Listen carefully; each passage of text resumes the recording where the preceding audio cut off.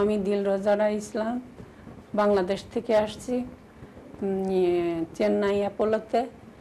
এইখানে ট্রিটমেন্ট অনেক ভালো। এই অ্যাপোলো হসপিটালে আমি সুবারাওর আন্ডারে আছি। সে গুড ডক্টর। আমি তার কাছে দীর্ঘদিন যাবৎ চিকিৎসা নিচ্ছি, আজ থেকে 12 বছর পর্যন্ত তার কাছে আমি চিকিৎসা নিচ্ছি। আমার কিডনি দুইবার ট্রান্সপ্লান্ট হয়েছে। প্রথমবার সুবারার কাছেই হয়েছে 2003-এ, একবার 2009-এ। প্রথমবার